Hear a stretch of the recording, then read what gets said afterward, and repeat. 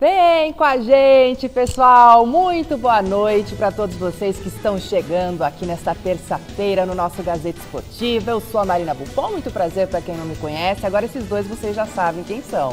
Principalmente esse aqui do lado direito, Miller, nosso craque, tetracampeão. Feliz ano novo, Miller! Obrigado, Marina.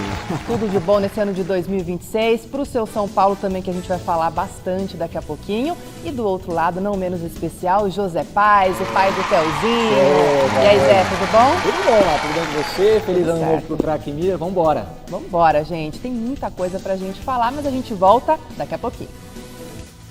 Já estamos de volta por aqui, a gente tem muito assunto para falar do Santos.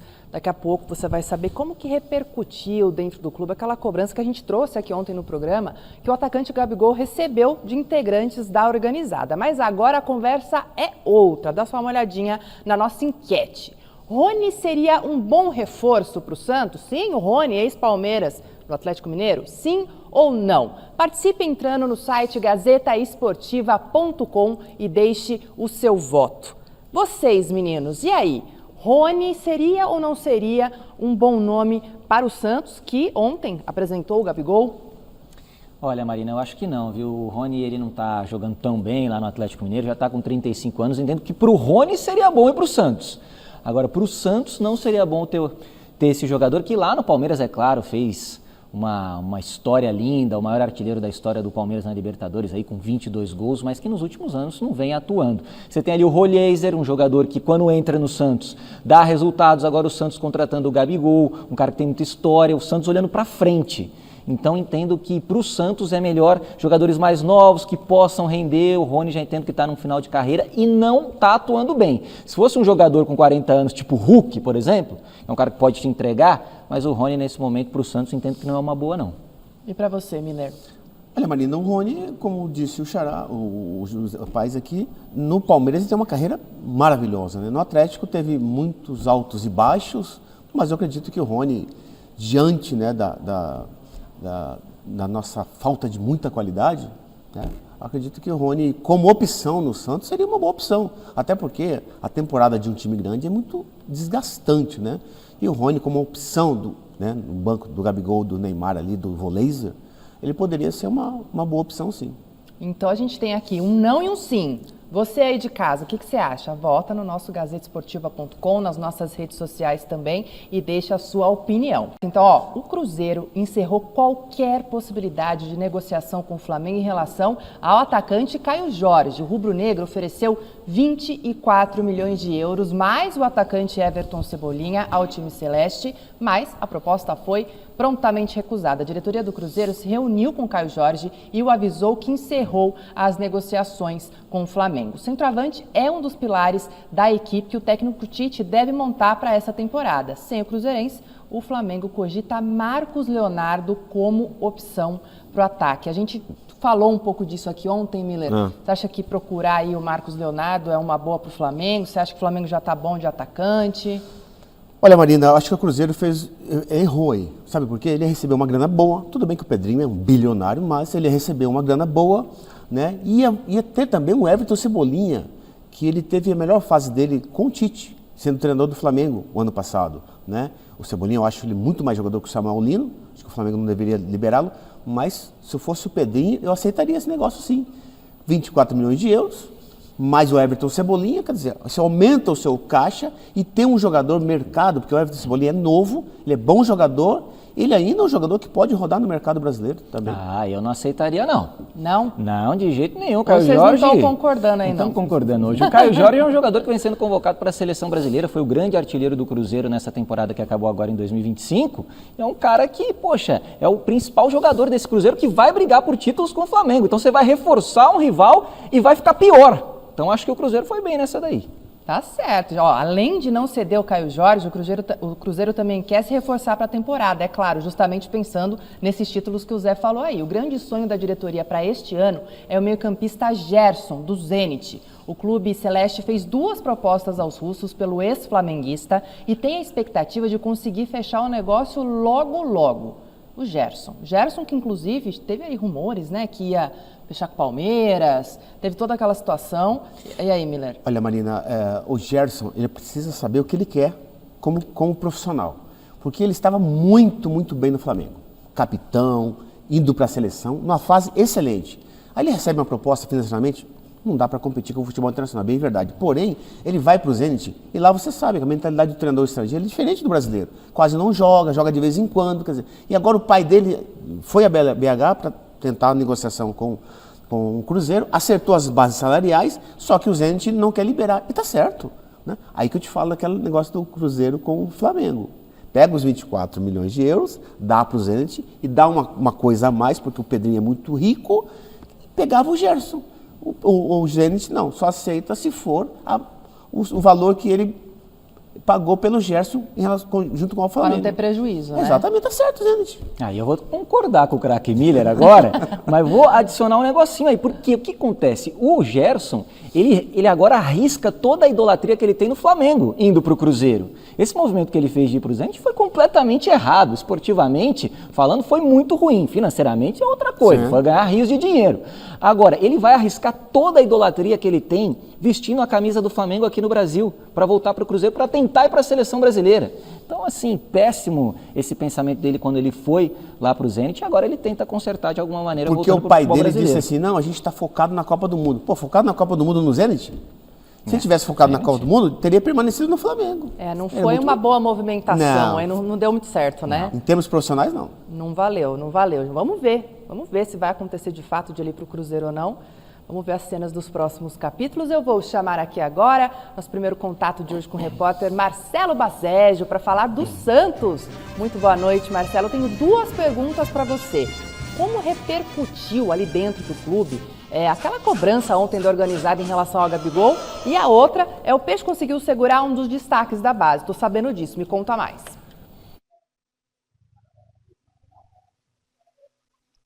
É isso, Má. Boa tarde para você, boa tarde a todos que acompanham o Gazeta Esportiva. A gente fala diretamente da porta de um prédio corporativo onde membros do Conselho Consultivo do São Paulo estão reunidos para debater a possibilidade de impeachment do presidente do São Paulo, Júlio Casares, mas já a gente traz tudo sobre esse imbróglio envolvendo os bastidores políticos do tricolor.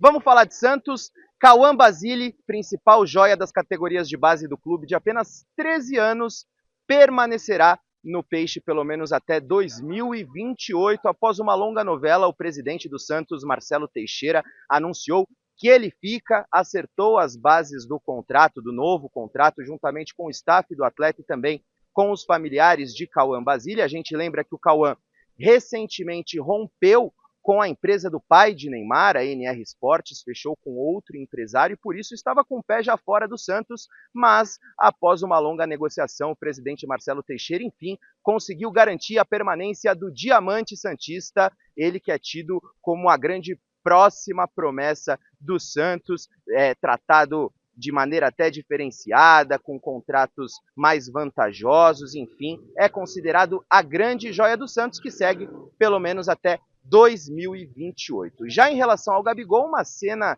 bastante curiosa, repercutiu bastante, né, na apresentação do atacante ontem na Vila Belmiro. Um dos membros da torcida organizada do Santos cobrou o Gabigol ali no palanque, né, onde aconteceu a entrevista, e isso repercutiu, mas conforme a gente apurou com pessoas ali de dentro do clube, todo mundo entendeu o ocorrido. Boa parte da torcida ainda está com o pé atrás, depois da temporada bem aquém das expectativas do Santos. O Gabigol também está longe do seu auge, as últimas temporadas não foram boas, por isso há esse sentimento de desconfiança, mas Gabigol, diretoria do Santos, entenderam e levaram numa boa. O clima na Vila Belmiro é de paz e de esperança de dias melhores agora com o Gabigol no elenco comandado por Juan Pablo Vojvoda, viu, amigos? Já eu tô de volta para trazer tudo sobre essa reunião do Conselho Consultivo do São Paulo. Será que está perto do fim o mandato do presidente Júlio Casares? Já estou de volta. Ele joga a pergunta, daqui a pouco você volta, Marcelo, pelo amor de Deus, o Miller tá tendo um ataque aqui, hein? Mas já a gente vai falar de São Paulo. Miller, eu quero perguntar para você primeiro, porque ontem o Zé Pais estava aqui na bancada também, ele já falou sobre essa situação do Gabigol. É normal isso daí? O cara foi lá, deu uma cobrada nele? Como é que o jogador entende isso? Não, assim? não é normal. Para mim é culpa do Santos, né? o torcedor irá cobrar o Gabigol na entrevista coletiva, eu não acho legal. Tá. Não achei legal, não achei legal. O torcedor tem que cobrar na arquibancada, né? Não jogou bem, vaia. Jogou bem, aplaude. Essa lei da bola nunca vai mudar. Então acho que eu não gostei dessa situação. Teve um constrangimento, pode ver, o Gabigol ficou constrangido. Pô, o cara Tem cobrando uma ele coisa ali, ali, ó, você tá em dívida com nós. Quer dizer, que dívida? Como dívida? O Gabigol teve essa. Assim como o Bruno Henrique passou no Santos, o Bruno Henrique foi vendido do Santos para o Flamengo, assim como o Gabigol. Perdão, o Gabigol veio da Itália para o Flamengo. Então eu acho que o Gabigol não está em dívida com o Santos. Ele vai ficar em dívida se ele não jogar essa temporada, que é difícil. Ele vai fazer companhia com o Neymar, eu acho que ele vai fazer muitos gols pelo Santos. Até porque o Gabigol não tem 30 anos de idade. E outra, eu vi muita gente falando, o Gabigol está em uma fase, 2 anos que não joga. Poxa, o último título do Flamengo, quem decidiu foi ele. E fora de forma, porque o Tite não colocava ele para jogar. Ele fora de forma, sem ritmo de jogo, ele decidiu um título Então do Flamengo. você gostou da contratação? Claro que gostei. Acho que é uma dupla que no Paulistão vai fazer muitos gols. O Gabigol jogou 5 anos no Flamengo. Se ele não tiver acostumado com pressão, jogou no Santos no início de carreira ali com 16 anos. Também. Se ele não tiver acostumado com esse tipo de pressão aí, ele não pode ser jogador profissional. E ele é muito acostumado. Eu acho que ele vai levar isso aí numa boa, como comentamos ontem aqui, 2 gols, isso aí fica no passado. E o Cauã, que é o Cauã Basile, que o Marcelo Bassett também trouxe ali, de fato tido como uma joia dentro do Santos. Quando rompe com a empresa, né, do pai do Neymar, há aquela expectativa de será que vai sair do Santos, não vai? Também uma boa permanência, né, Zé? Com certeza, um menino que tem só 13 anos, mas como o Bassett disse, é tido como uma joia. E aí você já tem que pensar no futuro, porque hoje, cada vez mais cedo, os jogadores estão subindo, né, Miller, né, Marina? Com 16 anos, aí o Gabigol, que a gente acabou de comentar aqui, com 16 anos já estava no profissional do Santos. Então daqui 3 anos esse rapaz pode estar jogando no profissional do Santos, ajudando a equipe. Claro que não pode colocar toda a responsabilidade do time em cima dele, mas pode ser uma peça importante logo no futuro muito próximo para uma equipe que é muito carente de grandes jogadores nos últimos anos. Aí o Marcelo Teixeira acertou. Ele não misturou as coisas. Pai do Neymar, beleza, você tá, sim. parceria boa, só que o Cauã, ele tem DNA do seu pai. Né? O Andrezinho foi jogador do Corinthians, né? Só que ele é mais habilidoso que o Andrezinho. Olha lá. E a gente tá falando de atacante, a gente tá falando de Gabigol, a gente tá falando de Santos. É claro que a gente vai trazer um quadro aqui pra trazer polêmica, pra trazer discussão. É isso, gente, ó. O Gabigol voltou pro Santos, levantou o debate ali sobre o nível do jogador diante de outras opções ali no futebol brasileiro. Então vamos ver então se o Gabigol é melhor ou pior atualmente, tá? Do que alguns atacantes que atuam no nosso país. Não é para pensar atualmente, tá? Então, claro, Gabigol não estava atuando, né? Piriri, mas diante disso, Gabigol ou Caio Jorge? A nossa primeira, Gabigol ou Caio Jorge? Que eram ali colegas, né, de trabalho no Cruzeiro. Gabigol foi banco, né, do Caio Jorge o ano todo, né? Ano passado, o ano todo ele foi banco do Caio Jorge, né? Mas eu acho que são jogadores com características diferentes, né? Tá. Acho que, veja bem, o Gabigol, ele só não fez muitos gols pelo Cruzeiro porque o Leonardo Jardim não colocava ele para jogar. Você achava que ele estava errado, então? Claro, eu acho que bom jogador sempre tem que jogar. Tá. Principalmente o Gabigol, que é um jogador decisivo. Dava para jogar os dois juntos? Claro. Se dá para jogar dois ruins, não pode jogar 2 bons juntos? Quem é melhor, Miller? Okay. Gabigol ou Caio Jorge? Olha, eu não gosto de comparação. Tá. Até porque o Caio Jorge, que eu te falei, é um jogador diferente do Gabigol. O Gabigol, ele não tem individualidade de driblar e chutar. Ele é finalizador. O Caio Jorge não. O Caio Jorge pode pegar uma bola no meio do campo do adversário e partir com ela sozinho, dominada. Ele tem muito mais. Ele é mais novo que o Gabigol, né? Sim. Esse é fato. Mas eu acho que. Tem que falar, Miller. É polêmica. Caio Jorge. E você, Zé? Pra mim, atualmente, não tem nem comparação. É Caio Jorge. Foi o principal artilheiro do Brasil na temporada de 2025. Um cara que, como eu disse, vem sendo convocado para a seleção brasileira e que o Flamengo queria pagar rios de dinheiro aí. O Cruzeiro querendo 50 milhões de euros pelo jogador. Então, pra mim, hoje, Caio Jorge. Tá. Então, primeiro, os dois falando de Caio Jorge. Ninguém falou que ia ser fácil. Gabigol ou Pedro? Começar com o Zé Paz agora, Zé. Pra mim, Pedro também. Pedro nessa daí, eu gosto muito. Esse é um jogador de seleção brasileira também. É um cara que, se não tivesse tido a lesão importante que teve em 2025, faria ainda mais gols com a camisa do Flamengo. Eu vou de Pedro nessa aí. E você, Miller? Pedro, porque esteve presente na última Copa do Mundo, né? Ele é um artilheiro, ele cheira gol, ele é muito produtivo, como disse o Zé. se ele não tivesse machucado no passado, teria feito uns 50 gols na temporada. Perfeito. Então, Pedro ganhou nessa. E agora, Gabigol ou Vitor Roque? Ah, que beleza. E aí? Quem escolhemos nessa? Eu Quem vou vai escolher o Vitor Roque, se você me permite começar Claro. aqui, Marina. Vitor Roque também, jogador que vem sendo convocado para a seleção brasileira. Mais de 20 gols na temporada passada. Um cara que tem 20 anos de idade, que ainda tem mercado para voltar para a Europa. Então eu vou com o Vitor Roque nessa aí também. Tá junto, Miller? Não, eu prefiro o Gabigol. Você prefere o Gabigol? Acha que ele, nesse momento, os dois jogando, o Gabigol se sobressai sobre Em plena forma? Em plena forma. Vamos Em plena torcendo forma, o Gabigol. Mas é atualmente ou em plena forma? Não, em plena forma. Se tivesse que escolher um hoje pro seu Hoje é time. Vitor Roque. Hoje pro seu time. Eu prefiro o Vai pro Gabigol. Gabigol. Gabigol. Então a gente teve um empate aqui. Eu tenho que desempatar? Tem que desempatar. Desempata, Marina. Eu vou colocar Pode então vir, o Marina. Vitor Roque. É lógico. Vitor Roque, neste momento, eu vou escolher o Vitor Roque. Agora eu quero ver, é Gabigol ou Yuri Alberto? Miller? Eu prefiro o Yuri Alberto. Yuri Alberto. Pela dinâmica dele. Tá. Ele é um jogador que tem muito mais vertentes que o Gabigol. O Gabigol, ele é específico. Perto da área ali, a bola sobrou, ele faz, porque ele cheira a gol. Agora o Yuri Alberto não. O Yuri Alberto, ele dá muito mais Possibilidades ali? para os seus companheiros do que o Gabigol. Aí tá certo. Eu E você, penso ô? que o Gabriel Barbosa é mais técnico do que o Yuri Alberto. Às vezes o Yuri dá umas caneladas ali, enfim, não consegue controlar muito bem a bola. Mas no momento de hoje o Yuri Alberto está fazendo muitos gols, foi decisivo na Copa do Brasil. Então, no momento, vou de Yuri Alberto. Tá, então 2-0 aí pro Yuri Alberto. Agora vamos Gabigol ou Caleri, que é outro também, que a gente não sabe como é que tá a forma, porque ele tá voltando. Ano passado quase inteiro, né, Miller? Sim. Ficou de fora. Expectativa para voltar Segundo no semestre, Paulistão. todos fora. Por conta de contusão. Todo. E aí? Eu prefiro o Gabigol. Prefere o Gabigol? O Caleri é um jogador que não tem técnica. O pé bom dele é a cabeça. Ou seja, ele é um atacante limitado. O Gabigol não. O Gabigol não é limitado. O Gabigol é um jogador mais técnico que o Caleri. Eu prefiro o Gabigol. Você também, Zé? Ó, assina embaixo. Assinou embaixo? Gabigol. Vamos assim? Gabigol. Tá com o relator então, vamos com o Gabigol. O próximo duelo é entre Gabigol e Carlos Vinícius do Grêmio. E aí, gente, nessa? Também é outro jogador diferente. É. Ele é de velocidade, ele joga na ponta, nas pontas, quer dizer, ele tem característica diferente do Gabigol. Né? Então como é que você vai comparar? O Gabigol é de área. O Gabigol não pode jogar. Aquela história, seu Mas, time, eu não, tenho hoje- só o dinheiro pra não, comprar um. Eu pegaria o Gabigol. Gabigol também.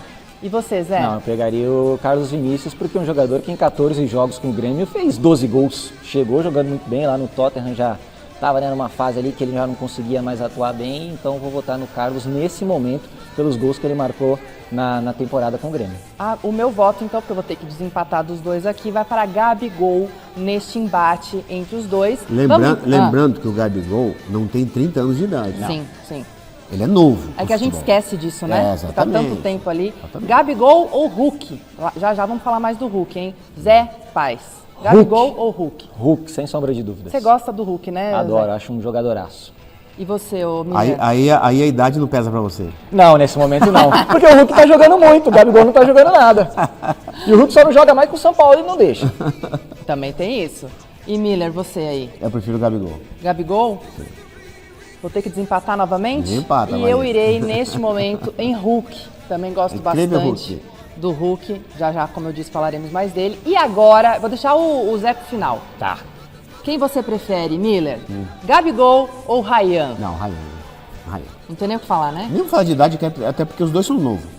Um jogador de 20 anos e um jogador de 28 anos, a diferença de força não tem nenhuma. Zero.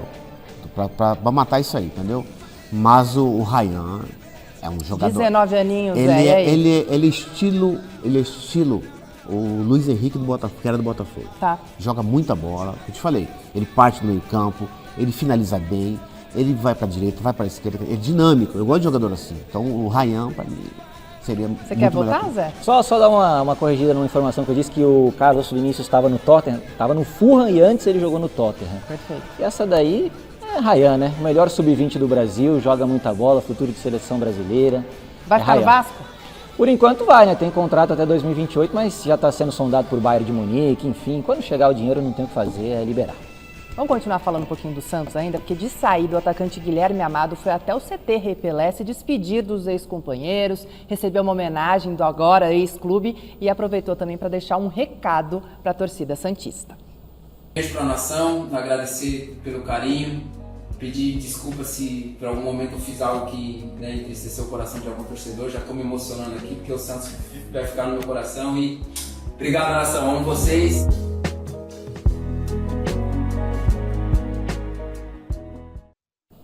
O Guilherme que já era um fim de ciclo também, né? Já não... Mas acho que ele ficou sentido, né? Vai poder jogar com Neymar e Gabigol. Olha, eu se fosse o Santos, eu acho que o Guilherme ainda tinha ali uma lenha para queimar, para ajudar um pouquinho, viu? Pelo menos no banco de reservas, acho que seria um jogador interessante. Pois é, né, gente? Vamos ver, né? Vamos ver o que vai dar Ele fez isso aí. uma grande temporada na Série B. Sim. O ano Série B, passado, sim. ele teve mais mal do que bem. Sim. É bem verdade. Até porque quem decidiu pro Santos ficar na Série A foi o Neymar. Por isso que Fora eu de falei forma. do fim de ciclo, né? Que a torcida tava pegando no pé dele, também aquela coisa. Mas, enfim, ó. A rodada de ontem da Copa São Paulo de Futebol Júnior teve de tudo. Teve goleada, teve polêmica e até gerou uma nota de repúdio. Vamos conferir? Você que tá do outro lado da telinha, dá só uma olhada nesse gol aí. O quarto do Palmeiras pra cima do Monte Roraima. Rapaz, o ano na Copinha começou parecido com 2025 inteirinho, cheio de polêmica de arbitragem. Mas calma que a gente já chega por lá, porque isso daí rendeu muita, mas muita repercussão. Repercussão também tivemos com a goleada do Grêmio pra cima do Galvez, lá em Votuporanga, placar de 7-0, minha gente, não percam as contas aí não. Zortea fez o primeiro, de pênalti, Lee Edson anotou contra, João Borne marcou o terceiro do tricolor gaúcho. No segundo tempo, Felipe Magalhães aumentou a contagem. O próprio atacante fez o quinto. E olha só, alerta de hat-trick, porque o Felipe Magalhães balançou as redes de novo.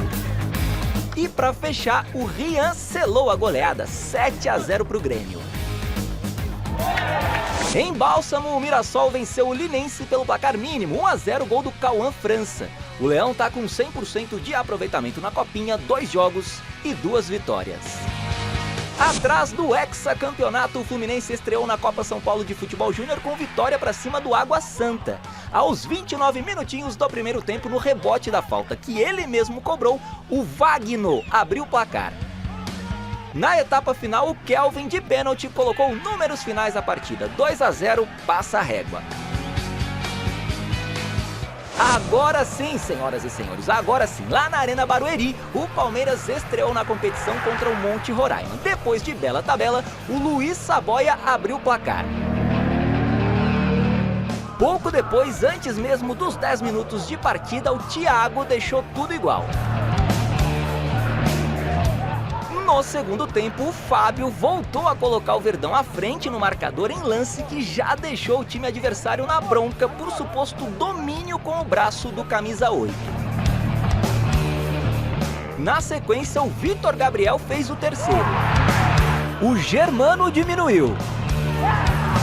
E para fechar a conta, o lance que marcou o confronto. Aos 30 minutos da etapa final, o Arthur arriscou, a bola explodiu no travessão e na volta passou longe, muito longe de sequer tocar a linha. O problema é que tanto o árbitro quanto o bandeirinha do duelo validaram o gol. Placar final, Palmeiras 4, Monte Roraima 2. Só que o jogo não acabou dentro das 4 linhas não, viu? Depois da partida, a equipe auriverde emitiu uma nota oficial de repúdio reclamando dos 2 lances em questão e pedindo o afastamento imediato do trio de arbitragem e uma postura rigorosa da Federação Paulista de Futebol.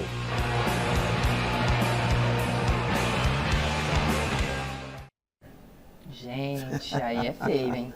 Mais feio foi o Bandeira. Porque o árbitro, ele tá aqui. Você pode ver, ele tá bem longe do gol. E o Bandeira tá quase que na linha do gol. Quase que não tava quase na linha. Porque Mas foi muito longe, né? Porque o Bandeira tem que ficar na linha da defesa. O Bandeira tinha uma visão mais privilegiada. Pode ver, quando o jogador, a bola toca no travessão, o Bandeira levanta a bandeira. Não sei por que ele levantou a bandeira. Ele levantou a bandeira e correu pro meio campo. Quer dizer, por que ele levantou a bandeira? Quer dizer, ele validou, depois ele valida o gol, sendo que ele está com uma visão muito mais, rapaz, ele tem uma visão muito mais privilegiada que a do árbitro. O árbitro está bem atrás, olha só. o Bandeira. Não, aí não tem desculpa, Pelo amor gente. de Deus. Aí não dá. E vale lembrar que não tem VAR, né, na Copinha, então o lance, claro, não foi checado pelas câmeras de vídeo. Agora, o senhor Vinícius Tonolo, juiz aí da partida, e os assistentes, o Rafael Martinasso e o Jefferson Iago Franco. Então, de brincadeira, né? Pelo amor de Deus, isso aí não dá. Olha só o Bandeira, ó. Ele tá na diagonal, o Bandeira. Sem Todo mundo no estádio viu que não entrou. ninguém na frente do Bandeira. Agora, acompanhando a transmissão, você também já via que não tinha entrado. Mesmo, sabe, de longe, é inaceitável esse tipo de atitude aí, de não ter visto que a bola não entrou, é inaceitável, inaceitável. Acho que o Bandeira, ele arrebentou com o árbitro. Como que ele vai validar um gol desse? Ele correu para o meio campo, Bandeira, só que antes ele levanta a bandeira. Pode ver no lance, olha só. Sim, ele levanta, é. Ele levanta a bandeira para quê?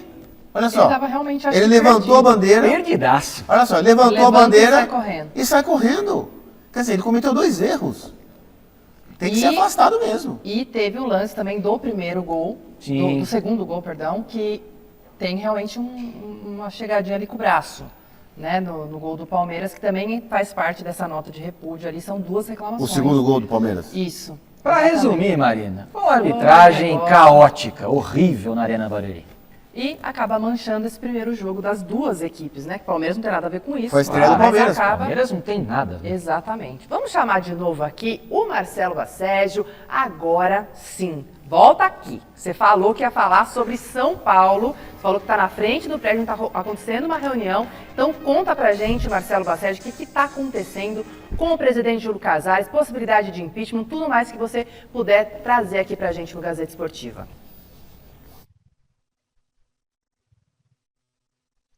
Pois é, Marina, os bastidores políticos do São Paulo estão fervendo mais do que nunca e hoje o Conselho Consultivo do clube se reuniu aqui em um prédio corporativo na região dos Jardins para debater a possibilidade de impeachment de Júlio Casares. Vale lembrar que esse Conselho Consultivo é composto por alguns dos ex-presidentes, como Carlos Miguel Aidar, o próprio Leco, José Eduardo Pimenta, enfim, alguns ex-presidentes irão analisar a conjuntura na qual o Júlio Casares se encontra. Fato é que a situação não é nada boa para o atual mandatário tricolor. As investigações da Polícia Civil avançaram e, de acordo com reportagem publicada pelo portal UOL, 1,5 milhão em espécie foram registrados entrando nas contas pessoais do presidente Júlio Casares. Mais do que isso, desde o início da gestão do atual mandatário tricolor, 11 milhões de reais teriam sido sacados das contas do São Paulo. Então a situação está bastante crítica, é uma crise sem precedentes nos bastidores do São Paulo e alguns aliados políticos de Casares, inclusive, já acreditam que a melhor alternativa é a renúncia do cargo por parte de Júlio Casares. Há uma grande tensão nos corredores do Morumbi, Júlio Casares perdendo o apoio, inclusive, de seus aliados políticos. Por hora, ele não tem considerado renunciar, mas é claro que a situação vai ficando cada vez mais grave, a pressão aumentando e o futuro de Júlio Casares à frente do São Paulo está cada vez mais incerto, viu, amigos? Tá certo, Basségio. Qualquer novidade pode chamar a gente para falar aqui mais sobre São Paulo, sobre Casares. E aí eu deixo para vocês os comentários sobre esses bastidores do tricolor que estão fervendo, Miller. Olha, Marina, a minha tristeza, eu sou sócio do São Paulo há muitos anos, né? E eu vou sempre no clube, inclusive hoje fui. Vou comer lá com minha família, almoçar, jantar, fazer academia, enfim. Os meus filhos, né? Minha filha faz ginástica no clube. E claro que para mim é um motivo de tristeza, né?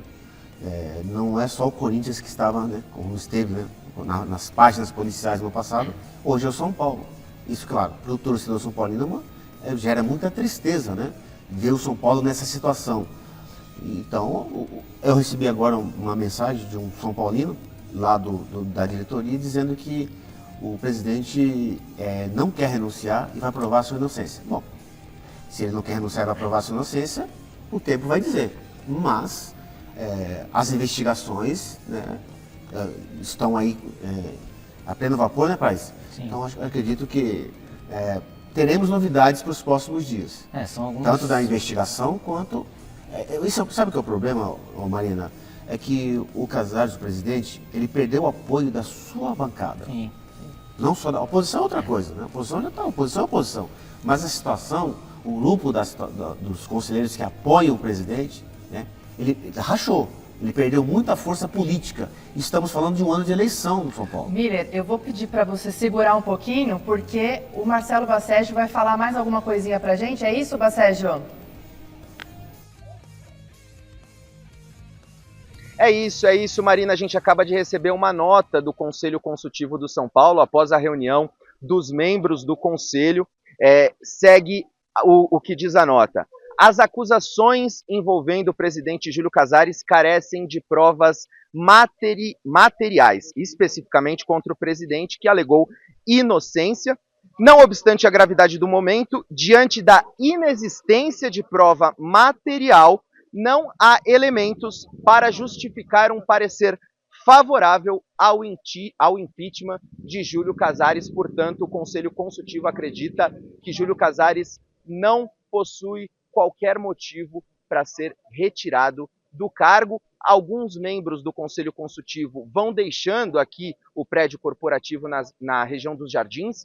Alguns torcedores que compareceram aqui na rua para protestar, inclusive, deram tapas, atingiram um dos carros que deixaram aqui o prédio corporativo na qual o Conselho Consultivo se reuniu. O clima é bastante tenso, mas, por hora, o Conselho Consultivo acredita que Júlio Casares tem base jurídica para permanecer no cargo. Isso não significa que o impeachment não irá acontecer.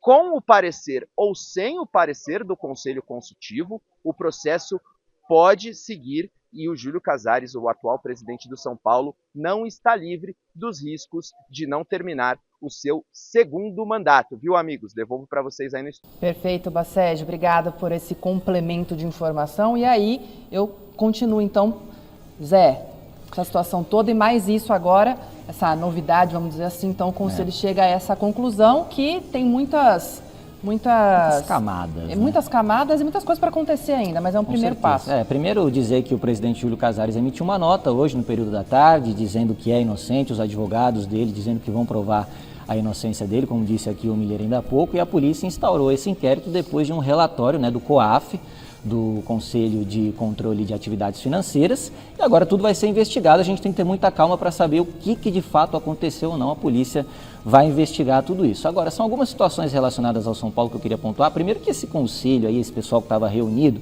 Carlos Miguel Aidar, Leco, presidentes que acabaram num passado não muito distante, prejudicando muito o São Paulo, e agora estão julgando um outro presidente que supostamente teria prejudicado o São Paulo. Então, assim, você vê a situação em que se encontra um dos maiores clubes do Brasil, que recentemente era tido como uma coisa assim a ser atingida pelos outros clubes. O que o Flamengo é hoje financeiramente, a potência que o Flamengo é, que o Palmeiras é, esses clubes, o São Paulo que era antigamente, o São Paulo que era esse clube tido, nossa, a gente tem que ser igual ao São Paulo, porque o São Paulo faz tudo certinho. Então a gente tem que aguardar com muita calma as investigações para ver o que vai acontecer. Agora, é claro, se provando tudo que a gente está vendo aí nos portais, na mídia, nos últimos dias, nas últimas horas até eu diria, o Júlio Casares não tem como continuar à frente do São Paulo. Isso me parece evidente. É um ano de eleição no São Paulo, em que ele perde muito poder político e que, na minha visão, se isso for comprovado, ele não pode continuar à frente do São Paulo Futebol Clube. É bem verdade que está tudo no terreno da investigação. Da investigação. Está tudo em segredo de justiça. Exatamente. Né? O delegado está investigando, a investigação está correndo ainda, né? O Casares hoje ele pode dizer, não, eu sou inocente, eu não sou culpado, porque o momento ainda é de investigação. Exatamente. Agora, o que deixa todo mundo espantado, inclusive eu, é o seguinte: de ter mais de 100 boletos bancários para sua ex-mulher. Isso deixa todo mundo... Peraí, mais de 100 boletos bancários. Quer dizer, não sou eu que estou falando, a investigação que está mostrando, que tá mostrando isso. Quer dizer, então, todo mundo... Baseado nisso, que as duas uniformizadas maiores de São Paulo, né? A Independente e a Dragões da Fiel, através do André e do Baby, emitiram uma nota hoje pedindo a renúncia do presidente. Quer dizer, as duas uniformizadas que sempre apoiaram o presidente, hoje estão pedindo a renúncia dele. Quer dizer, não é só o torcedor de internet ou da arquibancada, São as uniformizadas que representam muito para o tricolor. Então, acho que a situação dele, politicamente, está muito complicada, tá mesmo, isso é fato, né? Agora, se ele provar lá na frente que ele é inocente, ele vira o jogo. Politicamente, ele se fortalece, até porque esse ano, como disse o Paes, é ano de eleição, é um ano que sempre foi difícil as eleições no São Paulo, sempre. Toda eleição no São Paulo para presidente sempre foi muito, muito complicada, muita confusão, e esse ano não vai ser diferente. É uma eleição difícil porque é uma eleição indireta. Exatamente. Não são os sócios propriamente que votam, né? Não, é o conselho. Exatamente, é o conselho que vota, você vota no conselheiro, o conselheiro vai votar no presidente, e vale a gente sublinhar mais uma vez, os advogados do presidente Júlio Casares, em nota, disseram que ele é inocente, a gente tem que aguardar todas as investigações. Mas uma outra pergunta que os torcedores São Paulo estão fazendo na minha rede social é o seguinte: mas se ele não tem nada, não deve nada, por que contratou um advogado? O São Paulo tem corpo jurídico. O São Paulo tem um corpo jurídico no Morumbi lá muito grande. Mas, tipo assim, se eu não tenho culpa, se é só investigação, por que eu já contratei um advogado? É direito dele se defender com quem ele quiser. Exatamente. E uma pessoa do calibre também, o presidente do clube também, né? Faz parte ali, mas vamos aguardar, vamos ver aí cenas desses próximos dias. De fato, o ano passado o São Paulo foi muito turbulento, dentro e fora de campo.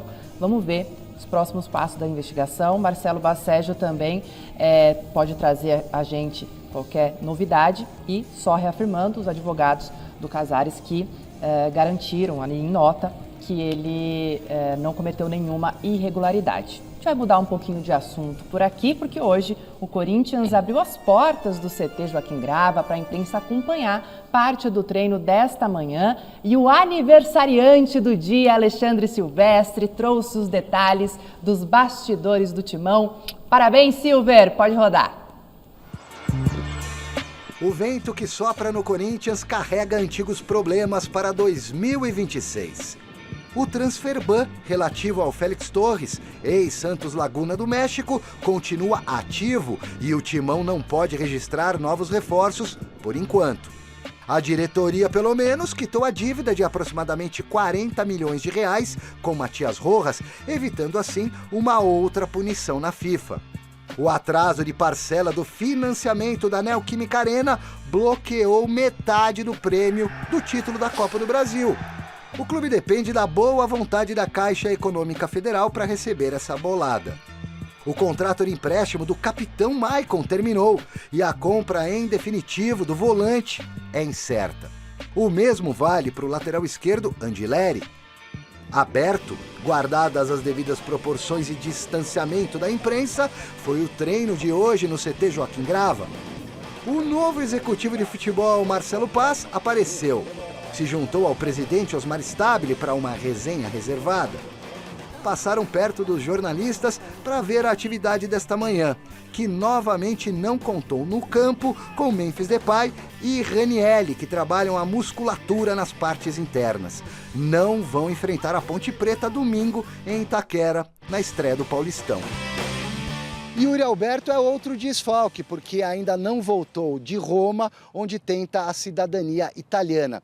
E Martínez segue na Venezuela com problema de reemissão de passaporte e, diante da crise geopolítica, não tem prazo para retornar ao Brasil. Ano novo, novos e velhos problemas. Porém, se repetir em campo o que aconteceu em 2025, com 2 títulos importantes, não dá para reclamar, né? O que vier a mais será lucro, fiel torcida. A expectativa eu acho que é a melhor possível, ainda mais por tudo que aconteceu ano passado. Novamente eu falo que a nossa equipe sabe da nossa força, sabe da qualidade que a gente tem. Tá aí então esse treino do Corinthians, que a gente teve acesso a uma parte aí. As atividades voltando, José Paes. Voltando, né? Porque o campeonato já começa agora próximo final de semana e não nesse agora no outro. E aí você tem que olhar com muito carinho, viu, Miller, Marina, porque o Campeonato Paulista na primeira fase só vai ter 8 rodadas. E aí se os times, não, calma, estamos voltando ainda. Perdeu 2-3, amigo. Já fica complicada a situação no Campeonato Paulista, é uma pressão danada. O Campeonato Paulista só não importa para quem ganha. Os que perdem, meu Deus do céu, é um Deus nos acuda depois para correr atrás. Gostei da sua frase. Mas é verdade, só não importa para quem ganha. Para quem perde, meu Deus do céu, nossa, como vale o Campeonato Paulista. E eu acho que vale muito sim. Então o Corinthians que coloca aí, o Memphis está se voltando, está se recuperando, o Yuri está lá na Itália, tudo certo. O Corinthians acabou o ano no dia 20 de dezembro, jogando final de Copa do Brasil. É claro que esses caras vão demorar um pouquinho para voltar, mas tem que olhar com carinho para o Campeonato Paulista, porque se deixar o negócio ir, depois para conseguir voltar, é uma complicação, viu, Miller? O Campeonato Paulista, todo mundo sabe, Marina, derruba treinador. Né? Claro, o Campeonato Estadual ele é muito importante. Né? Eu ganhei na minha carreira 6 Paulistão. Que beleza, hein? Muito, para mim serve de... Tá lá os melhores troféus mais bonitos na minha carreira foram no Paulistão. Né? Faixa de bicampeão paulista com o São Paulo, com o Palmeiras. Então, o Paulistão ele é importante para todos os clubes. Né? E esse ano, acho que o Paulistão ele vai ser um dos anos mais disputados, mais difíceis de ganhar, porque os 4 grandes estão reforçados, em especial o Santos, né? Que vem com o Gabigol, quer dizer, reforçou bem, o Neymar. Então acho que o Paulistão vai ficar entre esses 4 aí o título, porque os 4 estão bem e vão chegar bem nesse Paulistão. E só lembrando, gente, que o Zé falou essa questão, porque o formato do Paulistão mudou. O próprio Zé está preparando uma matéria para, durante essa semana, explicar direitinho, né, como é que vai funcionar, para vocês se lembrarem ali também do outro lado como é que vai ser esse Paulistão. Mas ainda falando... Quer falar, Zé? Quer falar? É que eu queria falar sobre uma questão envolvendo a Safiel. Por favor, fale. Porque os membros da Safiel, eles se propuseram a pagar toda a dívida que o Corinthians tem com a Caixa em relação à Neoquímica Arena, uma dívida aí de 550 milhões de reais. Oi? E também o Transferban, pagar a dívida que o Corinthians tem com o Santos Laguna, lá de 35 milhões de reais envolvendo aí o Félix Torres. O que eles pedem em troca ao Corinthians é que o pessoal lá do Corinthians, eles assinem um memorando que permita que a Safiel prospecte investidores para o clube. E aí, prospectando esses investidores, a Safiel passando, então, esse valor seria como uma espécie de adiantamento da Safiel entrando no clube, separando o futebol do clube social. Se a Safiel não passar, se não entrar, então aí o Corinthians teria que devolver esse dinheiro aí aos participantes dessa Safiel, que a gente já trouxe aqui reportagens falando sobre eles, que querem instaurar aí uma SAF, uma sociedade anônima do futebol lá no Corinthians. Pode ser uma saída, pode ser uma saída interessante para o Corinthians. Ontem a gente comentava aqui que é uma dívida impagável de 550 milhões de reais. Mas agora surge essa oportunidade que vai ser debatida internamente lá no Esporte Clube Corinthians Paulista. Olha aí, Miller. Olha, Marina, o gremista, o torcedor gremista, ele foi lá, milionário, comprou a arena e deu de volta pro Grêmio. Toma de presente. Isso, para mim, é amor. Amor se demonstra. E um amor assim é inquestionável. Né? Eu gostei da frase, mas viu? o deles não é só, a Safiel não é só amor, não. Tem toda essa questão do... Eles querem entrar, mas se a Safiel não passar, aí vai ter que devolver. Sim, exatamente. É diferente lá da questão envolvendo o Grêmio. Que é só o amor, que é né? só o amor. Aqui tem outras questões também. Vamos continuar falando de Corinthians, porque o meio-campista Breno Bidon fechou o ano passado com grande destaque pelo Timão e chegou, claro, a despertar interesse do Flamengo. Mas se o rubro-negro realmente quiser tirar o garoto do Timão, vai ter que abrir os cofres sim. Internamente, a diretoria corintiana alega não ter recebido nenhuma proposta formal pelo meia, mas já há um entendimento de que o valor mínimo para um time brasileiro contratar o Breno Bidon é de cerca de 370 milhões de reais, que é aquela multa para o mercado interno. 370 milhões de reais. Para o mercado interno? Para o mercado interno. Acho muito dinheiro. Não dá para pagar. Não, para um jogador normal, para o mercado externo é 100 milhões de euros. Para o interno, 370 milhões de reais. Aqui mesmo o Flamengo, que tem muito dinheiro aí, eu acho que bem pouco provável que o Flamengo coloque esse caminhão de dinheiro num jogador. Agora já acabamos de ver aqui com o Caio Jorge, por exemplo. O Flamengo dá uma brecada ali. Ofereceu uma boa quantia em dinheiro, ainda o Everton Cebolinha. E é aquilo também, o Corinthians... Eu acho que não quer se desfazer, claro, do Breno Bidon, que fez essa jogadaça aí na final da Copa do Brasil. E é um ativo importante e você reforça um rival, gente. Não tem jeito, o Flamengo vai brigar nos mesmos torneios que o Corinthians. E o Corinthians vem de um ano interessante, campeão de Copa do Brasil. Pode bater de frente num torneio mata-mata com o Flamengo. Por que não em 2 jogos passar do Flamengo? Passou do Palmeiras, passou do Cruzeiro, por que não pode passar do Flamengo? Aí você vai reforçar um rival? Eu acho uma loucura. Eu acho que o Flamengo não precisa.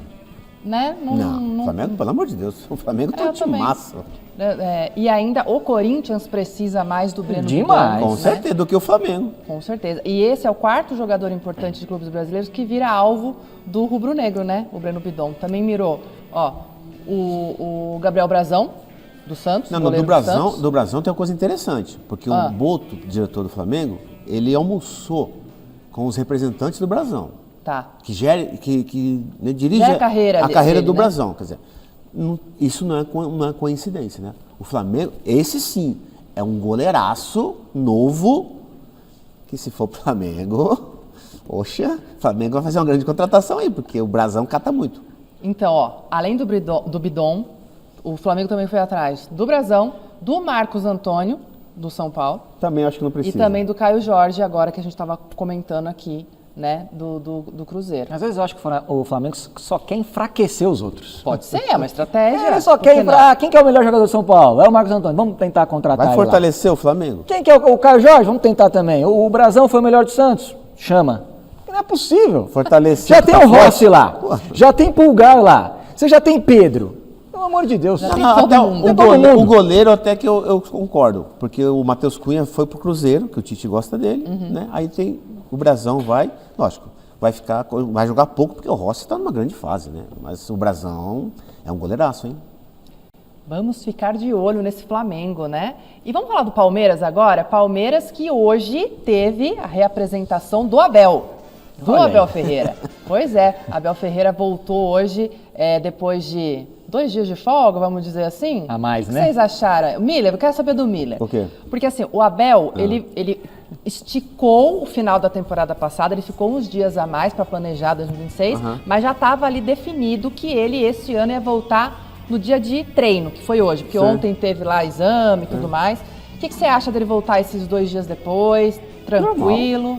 Normal. Porque Alex Miller ontem aqui tava... Não, poxa, olha só, a temporada no Brasil é desgastante.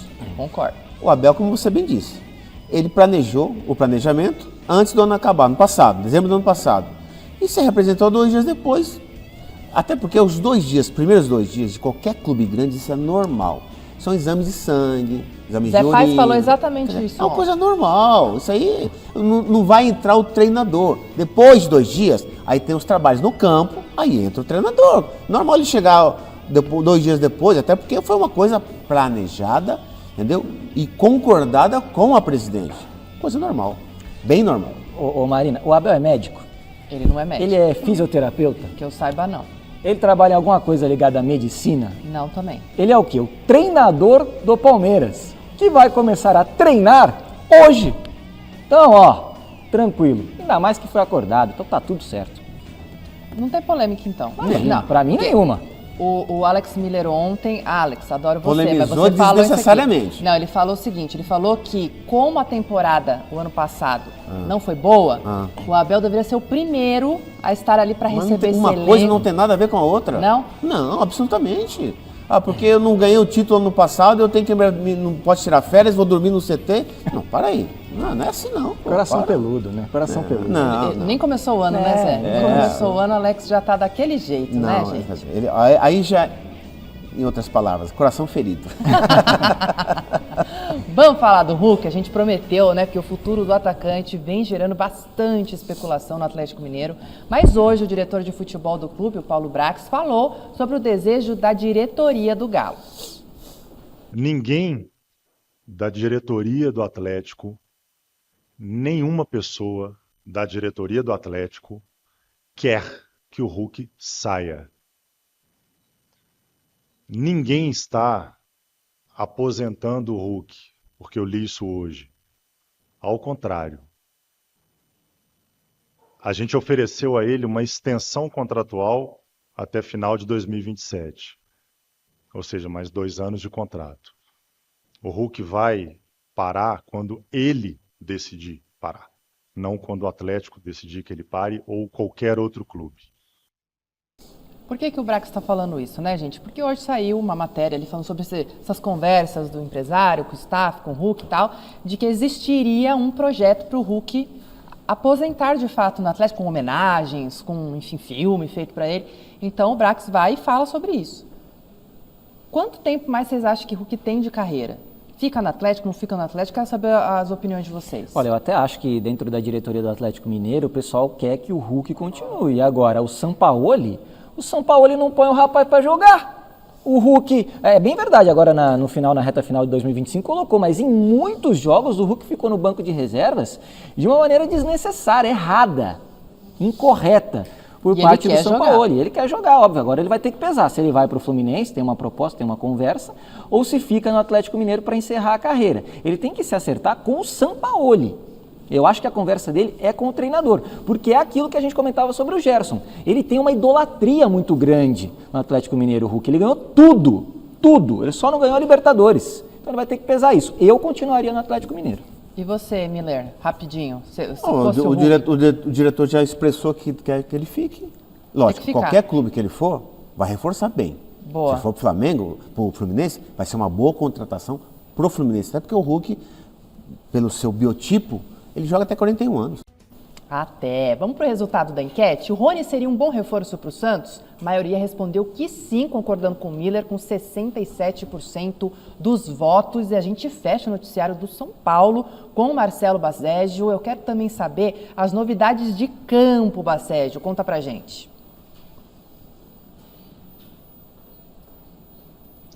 Pois é, Mal, o clima esquentou aqui nos últimos minutos da reunião.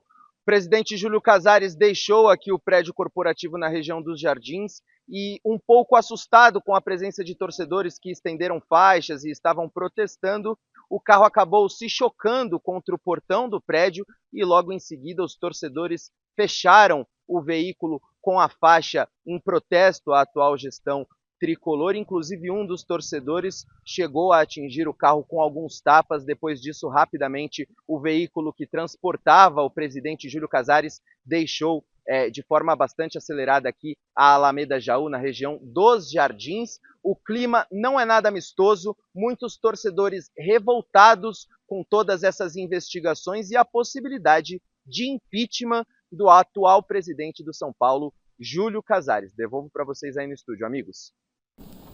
Obrigada, Baceggio. A gente pergunta de campo, mas não tem como, né? Os bastidores do São Paulo hoje fervendo. Vamos ver o que vai acontecer nessas próximas horas, próximos dias com essa investigação, né, gente? Esse tipo de imagem aí a gente não pode tolerar, né? Partir para esse tipo de agressão, bater no carro, ameaçar.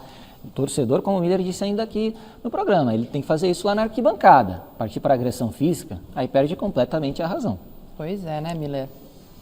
Teremos novidades nos próximos dias. Teremos novidades e, claro, você vai acompanhar tudo aqui no Gazeta Esportiva.